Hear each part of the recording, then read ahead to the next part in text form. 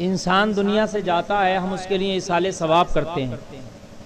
یہ جو ثواب ہم پہنچاتے ہیں، تیجا، 10واں، 20واں، 40واں، برسی، چھمائی، تو یہ جو ہم ایصال ثواب کرتے ہیں مرنے والے کو اس کا فائدہ پہنچتا ہے. بات سمجھیں آپ، مرنے والے کو کیا ہوتا ہے اس کا فائدہ؟ کیا ہوتا ہے بولو؟ پہنچتا ہے. کہوں تو وہ کہہ دو، یہ مرنا ہمیں بھی ہے نا، تو ہم آپ کہہ دیں گے پہنچتا تو شاید ہمیں بھی کچھ پہنچ جائے. مرنا تو ہے، پہنچتا ہے.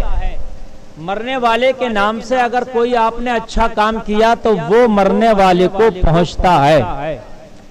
مرنے والے کے نام سے آپ نے غریب کو کھانا کھلا دیا، ثواب پہنچے گا. مرنے والے کے نام سے کسی غریب کو کپڑا پہنا دیا، ثواب پہنچے گا. مرنے والے کے نام سے مسجد میں پیسہ لگوا دیا، ثواب پہنچے گا. مرنے والے کے نام سے مدرسے میں خرچہ کرا دیا، اس کو ثواب پہنچے گا. مرنے والے کے نام سے آپ نے کوئی اور نیک کام کر دیا، ثواب پہنچے گا. پہنچتا. قرآن شریف پڑھا، ثواب پہنچے گا. درود شریف پڑھا، کلمہ شریف پڑھا، دعا کیا، پہنچے گا. لیکن یہ نہ سمجھیں کہ ہم دنیا میں کچھ نہ کر کے جائیں، خالی تیجے چلیس میں سے بخشش ہو جائے گی، تو یہ بھی بیوقوفی ہے. پھر اگر خالی تیجا چلیس میں سے ہی ہو جائے تو پھر کیا ضرورت ہے یہ سب ہمیں نمازیں پڑھنے کی؟ پھر کہتے ہیں گھر والوں سے بھائی 1 بیگھہ زمین میرے نام کی بیچ کے اچھے سے تیجا چلیس میں کر دی، بات ختم ہو گئی. بھائی ہے کہ نہیں؟ لیکن نرا تیجا چلیس میں سے بھی کچھ نہیں ہونے والا. ہم لوگ جو ہیں خالی تیجا چلیس میں پہ ہی ارے آ گئے. نماز ہم پڑھ نہیں رہے جو اہم ہے، فرض ہے. یہ بات ذہن نشین کر لیں کہ ایصال ثواب کرتے پہنچتا ہے. ہمارا عقیدہ ہے یہ اہل سنت والجماعت کا الحمدللہ. کچھ لوگ اس کی مخالفت کرتے ہیں، وہ ان کا عقیدہ الگ، ان سے ہمیں کوئی سروکار نہیں. ہمارا عقیدہ ہے کرنا چاہیے، پہنچتا ہے. لیکن ہمارا یہ بھی عقیدہ ہے کہ اپنی ظاہری زندگی میں کچھ نہ کر کے اسی پہ بھروسہ کر لیں تو یہ بیوقوفی ہے.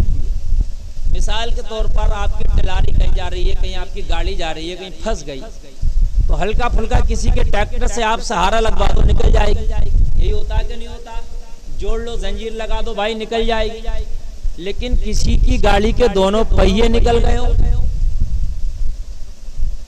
دونوں چکنٹ سلپ ہو کر دونوں پہیے نکل گئے، زمین پر رکھ گیا اس کا دھرا.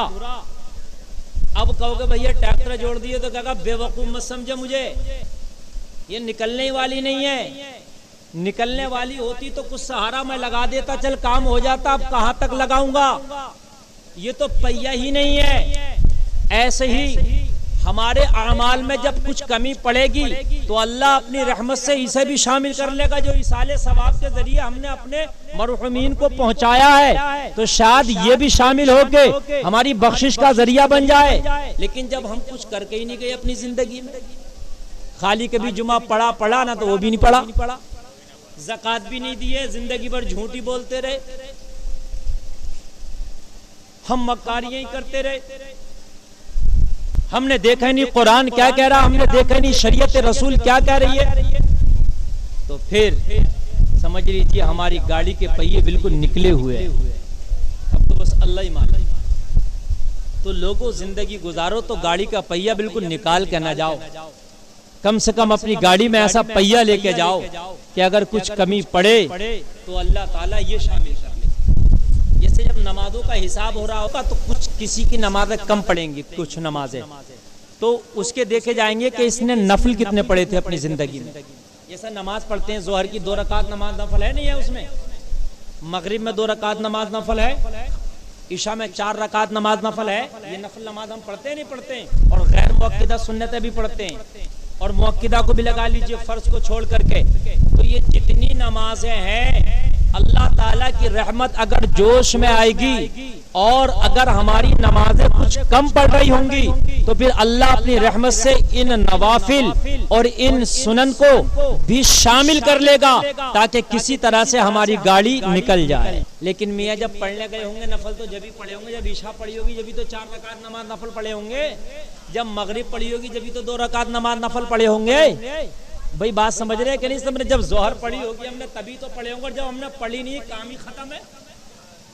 فرض بھی غائب ہے، سنت بھی غائب ہے، نفل بھی غائب ہے، تو کہاں سے حساب توڑ جوڑ لگاؤ گے؟ دیکھیے رحمت خدا بہانہ می جویا، اللہ کی رحمت بڑی مہربان ہے اپنے بندے پہ. 70 ماؤں سے زیادہ رب اپنے بندے سے محبت کرتا ہے. 70 ماؤں سے زیادہ رب اپنے بندے سے پیار کرتا ہے.